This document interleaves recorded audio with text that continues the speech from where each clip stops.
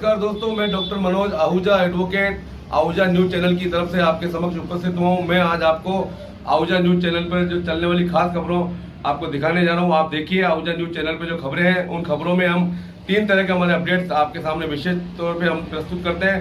पहले अपडेट हमारे legal updates होते हैं, कानून के संबंध में जानकारियाँ, कानून के संबंध में अपडेट, कोई महत्वपूर्ण निर्णय, जजमेंट सुप्रीम कोर्ट के, हाई कोर्ट के या किसी भी एडवोकेट की तरफ से या किसी भी जुडिशियल ऑफिसर की तरफ से हमारे पास जो उपलब्ध करवाए जाते हैं, हम आपको पेश करते हैं। दूसरे अपडेट्स हमारे होते हैं जो मसूदा विधानसभा से संबंधित कोई महत्वपूर्ण खबर है जो आपके लिए महत्वपूर्ण है, जो स्पेशल एक्सक्लूसिव स्टोरी। और तीसरे अपडेट्स हम दिखाते हैं हमारे मित्रों, शुभचिंतकों और जो सब्सक्राइबर्स जो हमसे जुड़े हुए हैं, उनके परिवार से संबंधित जो महत्वपूर्ण खबरें हम आपको दिखाते हैं। तो देखिए आज हम आपको क्या क्या दिखाते हैं।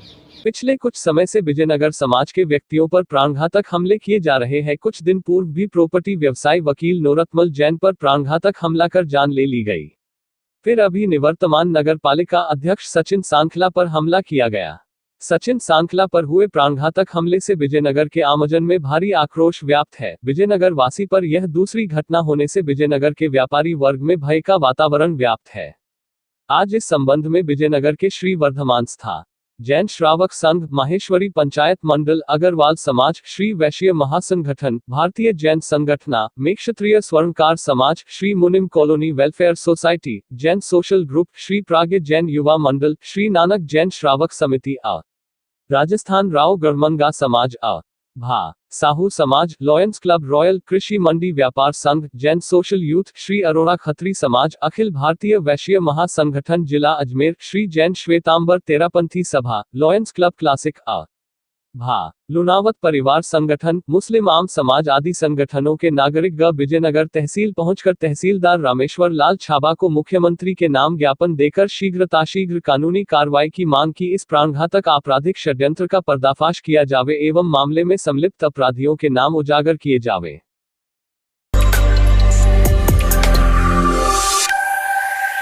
केकड़ी के एडवोकेट डॉक्टर मनोज आहूजा के खिलाफ अनर्गल टिप्पणियां करते हुए झूठे मुकदमे में फंसाने की धमकियां देने वाले राजेंद्र पुत्र प्यारेलाल शर्मा के खिलाफ पुलिस थाना भिनाया ने अपर मुख्य न्यायिक मजिस्ट्रेट के न्यायालय में भारतीय दंड संहिता की धारा 341, 504 व 506 में चार्जशीट प्रस्तुत की है। एडवोकेट डॉक्टर मनोज आहूजा ने बताया कि आरोपी राजेंद्र के भाई कैलाश शर्मा ने 6 मई 2020 को पत्रकार अशोक ठाकुर के साथ मारपीट की थी, जिस पर एडवोकेट डॉक्टर आहूजा ने पत्रकार की तरफ से पैरवी की थी, जिसकी वजह से आरोपी राजेंद्र शर्मा ने मुख्य चौराहे पर एलनिया की तथा आहूजा के भाई को कहा कि वह अपनी 20 वर्षीय पुत्री व पुत्रवधू के माध्यम से आहूजा के खिलाफ बलात्कार व छेड़छाड़ का मुकदमा दर्ज करवा देगा। इस पर आहूजा ने आरोपी सहित कांग्रेसी नेता ब्रह्मदेव कुमावत व अन्य लोगों के खिलाफ न्यायालय के माध्यम से मुकदमा दर्ज करवाया था, जो बाद अनुसंधान आरोपी के खिलाफ आज केकड़ी न्यायालय में चार्जशीट पेश की गई। आरोपी के खिलाफ जो धाराएं थी वो जमानतीय होने से न्यायाधीश ने आरोपी को 20,000 रुपये के जमानत मुचलके पेश करने पर रिहा किया गया। परिवादी डॉक्टर मनोज आहूजा ने तात्कालीन थानाधिकारी के खिलाफ पेश की अवमानना याचिका, अन्य आरोपियों के खिलाफ तथा अन्य धाराओं में भी प्रसंज्ञान लेने की एप्लीकेशन पेश की, जिस पर न्यायाधीश सुनीता मीणा ने बहस हेतु आगे कार्यवाही करने के लिए तारीख पेशी दी है। विनायक की ओर से अपर मुख्य न्यायिक मजिस्ट्रेट केकड़ी के न्यायालय में बांदवाड़ा निवासी राजेंद्र पुत्र प्यारेलाल शर्मा के खिलाफ भारतीय दंड संहिता की धारा 504, 506 और 323 में चार्जशीट पेश की गई है। इस मामले में ये था कि बांदवाड़ा के नवज्योति के पत्रकार अशोक ठाकुर के खिलाफ इसी वर्ष मई में आरोपी के भाई कैलाश शर्मा ने मारपीट की थी, जिस पर उस परिवादी पत्रकार की तरफ से मेरे द्वारा पैरवी की गई थी। इस पर आरोपी राजेंद्र शर्मा ने मुख्य चौराहे पर ऐलानिया करते हुए कहा कि मेरी 20 साल की पुत्री और पुत्रवधू, उन दोनों को बीच में ला करके एडवोकेट आहूजा के खिलाफ छेड़छाड़ और बलात्कार का मुकदमा दर्ज करवा दूंगा। और ऐसे चौराहे पर उसने ऐलानिया की, जिस पर मैंने न्यायालय में प्रतिवाद पेश करके और आरोपियों के खिलाफ कार्रवाई करने की मांग की थी, जिस पर डीवाईएसपी राजेश वर्मा ने जाँच करते हुए आज आरोपी राजेंद्र शर्मा के खिलाफ भारतीय दंड संहिता की धारा 504, 506 और 323 में चार्जशीट पेश की है।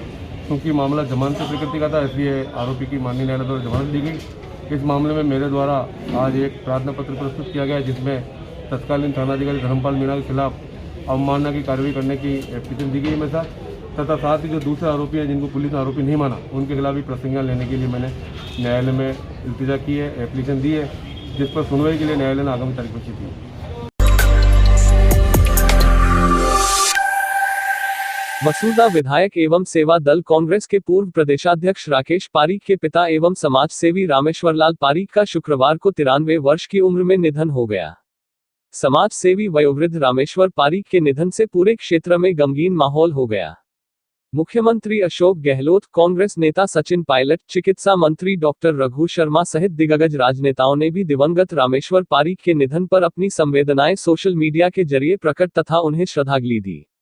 शुक्रवार को उनके पैतृक निवास सरवाड में दिवंगत रामेश्वर पारीक को उनके पुत्र राकेश पारीक ने मुखाग्नि दी। उल्लेखनीय है कि दिवंगत रामेश्वरलाल पारीक शुरू से ही समाज सेवा से जुड़े हुए थे तथा उनका पूरा जीवन संघर्षों के बीच लोगों की सेवा में गुजरा था तथा उनकी इसी विरासत को उनके पुत्र मसूदा विधायक राकेश पारीक अब आगे बढ़ा रहे हैं। आहूजा न्यूज परिवार द्वारा भी दिवंगत रामेश्वरलाल पारीक को श्रद्धांजलि एवं उनके परिवार को इस दुख की घड़ी में शोक संतृप्त परिजनों को यह आघात सहन करने की शक्ति प्रदान करने की प्रार्थना करते हैं।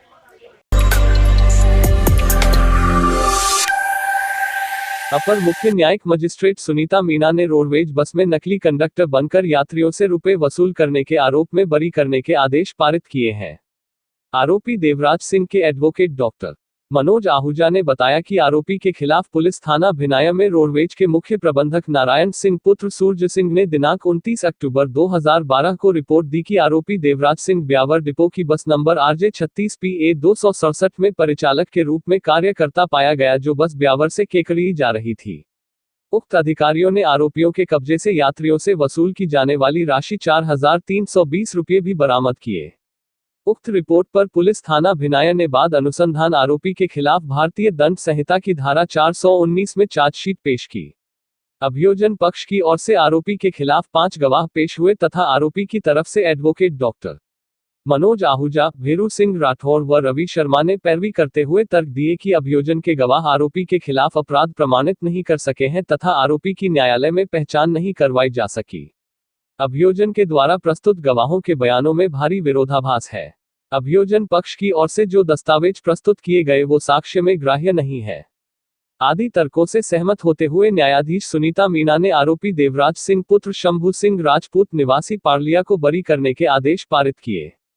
आज केकड़ी की अपर मुख्य न्यायिक मजिस्ट्रेट संख्या 2 सुनीता मीणा ने देवराज सिंह पुत्र शंभू सिंह राजपूत को धारा 419 के आरोप से संदेह का लाभ देकर बरी किया है। इस मामले में अभियुक्त देवराज सिंह पर आरोप ये था कि वह ब्यावर डिपो की बस में कंडक्टर के रूप में बैठ करके यात्रियों से पैसे वसूल रहा था। फ्लाइंग ने रोडवेज की फ्लाइंग ने इसको रंगे हाथों पकड़ करके पुलिस थाना भिनाया को सुपुर्द किया और सन 2012 में पुलिस ने अनुसंधान के बाद आरोपी के खिलाफ भारतीय दंड संहिता की धारा 419 में चार्जशीट पेश की थी। इस मामले में अभियोजन पक्ष की ओर से 5 गवाहों के बयान प्रस्तुत किए गए और डिफेंस की तरफ से हमने अभियुक्त को स्वयं को बयान मौजूद रूप में पेश किया। हमारा इस मामले में मुख्य तर्क ये रहा कि अभियोजन की तरफ से जो गवाह पेश हुए वो किसी भी रूप से प्रतिरूपण द्वारा छल किस प्रकार से किया गया ये साबित नहीं कर सके। धारा 419 से तात्पर्य है प्रतिरूपण द्वारा छल। प्रतिरूपण द्वारा छल से मतलब ये होता है कि जैसे कोई व्यक्ति वो नहीं है और दूसरे व्यक्ति का नाम लेकर के वो कहेगा मैं हूँ। जैसे एग्जाम्पल के तौर पर मैं मनोज आहूजा हूँ, मेरी जगह से कोई दूसरा व्यक्ति मनोज आहूजा बन करके किसी के साथ चीटिंग कर ले तो ये भारतीय दंड संहिता की धारा 419 में अपराध है। 419 के आरोप इनके ऊपर लगाए गए थे कि भाई आपने फर्जी रूप से कंडक्टर बन करके लोगों से पैसे वसूल किए। इस मामले में जो अभियोजन की तरफ से साक्ष्य पेश की गई, मेरा माननीय न्यायालय में यही आर्ग्यूमेंट रहा कि उन साक्ष्यों से ये साबित नहीं हो सका कि आरोपी फर्जी रूप से कंडक्टर बन रहा था और आरोपी ने यात्रियों से पैसे लिए। इस प्रकार की एविडेंस पत्रावली पे अभियोजन पेश नहीं कर सका। वो सारी मेरे द्वारा पेश किए गए सारे तर्कों को मानते हुए न्यायालय ने आज आरोपी देवराज सिंह को बाइज्जत बरी किया। राजस्थान शिक्षक संघ राष्ट्रीय उप शाखा भिनाया ने मुख्यमंत्री को पत्र लिखकर शिक्षा विभाग के कार्यक्रम को स्माइल टू के तहत घर घर जाकर विद्यार्थियों को गृह कार्य देने व उसके संकलन करने के आदेश पर रोष जताते हुए तत्काल प्रभाव से इस आदेश को निरस्त करने की मांग की है। उप शाखा भिनाया के अध्यक्ष अर्जुन खींची ने बताया कि वर्तमान परिस्थितियों में राज्य सरकार राज्य में तीव्र गति से बढ़ रहे कोरोना संक्रमण को रोकने के लिए नित नए उपाय व प्रयास कर रही है। वहीं शिक्षा विभाग शिक्षकों को बालकों के घरों में भेजकर कोरोना संक्रमण फैलने की संभावना को बढ़ाने जैसे आदेश कर रहा है, जिससे शिक्षकों व बालकों में संक्रमण फैलने का भय व्याप्त है। उप शाखा मंत्री अभय सिंह पवार, जिला उपाध्यक्ष ताराचंद प्रजापत, महिला मंत्री संगीता मीणा, जिला संगठन मंत्री किशन गोपाल परिहार, मदन लाल रेगर, कैलाश चंद्र ओझा, मगन लाल जाट, ललित किशोर पारीक, मांगीलाल गुर्जर, धर्मी चंद माली, सेवानिवृत्त शिक्षिका उषा जोशी सहित संगठन के पदाधिकारियों ने शिक्षा विभाग के स्माइल टू कार्यक्रम के तहत विद्यार्थियों से व्हाट्सएप के माध्यम से गृह कार्य देने, व्हाट्सएप पर ही मंगवाकर उसका प्रिंट निकलवाने, उसके मूल्यांकन के बाद पोर्टफोलियो में लगाने, जिसे तुगलकी आदेश को अव्यावहारिक बताते हुए विरोध दर्ज करवाया है।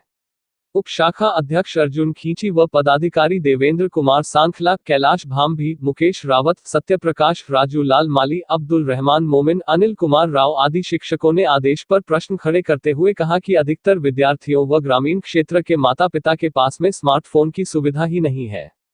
ऐसे में उनके घर घर जाकर गृह कार्य देने व पुनः उनके घर जाकर गृह कार्य को संकलित कर मूल्यांकन करते हुए विद्यार्थियों के पोर्टफोलियो में लगाने जैसे आदेश पूरी तरह से अव्यावहारिक व अनुचित है और इस प्रकार घर घर जाने से संक्रमण फैलने की पूर्ण संभावना है।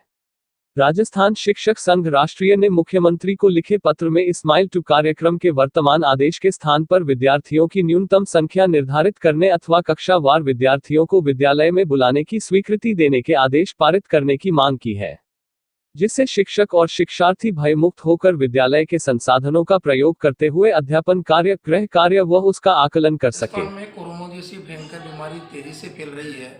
राजस्थान सरकार इसके बचाव हेतु, इसके उपाय हेतु नित नए उपाय और नित नए गाइडलाइन जारी कर रही है। इसके विपरीत शिक्षा विभाग शिक्षकों के ऊपर नित नए आदेश थोप रहे हैं। अभी अभी हाल ही में स्माइल 2 नामक योजना लागू कर आदेश पारित किए हैं कि शिक्षक घर घर जाकर छात्रों को पढ़ाएंगे, उनको गृह कार्य देंगे और पुनः घर जाकर उनको गृह कार्य का संकलन करेंगे और पोर्टफोलियो तैयार करेंगे। इससे शिक्षकों में और छात्रों में ये संक्रमण फैलने का भय व्याप्त है। इससे शिक्षकों में काफ़ी रोष है। शिक्षक संघ राष्ट्रीय इस प्रकार के आदेश का पुरजोर विरोध करता है। आज शिक्षक संघ राष्ट्रीय ने मुख्यमंत्री को पत्र प्रेषित कर इस प्रकार के आदेश का विरोध जताते हुए इस प्रकार के आदेश न देने की मांग की है। साथ ही ये मांग की है कि छात्रों को शिक्षा देने के लिए एक निश्चित संख्या में छात्रों को विद्यालय भेजे या कक्षावार छात्रों को विद्यालय में भेजे और उनको विद्यालय के संसाधनों के आधार पर शिक्षा दी जाए, इस प्रकार की मांग की है। मैं अध्यक्ष अर्जुन खींची, राजस्थान शिक्षक संघ राष्ट्रीय उप शाखा भिलाई।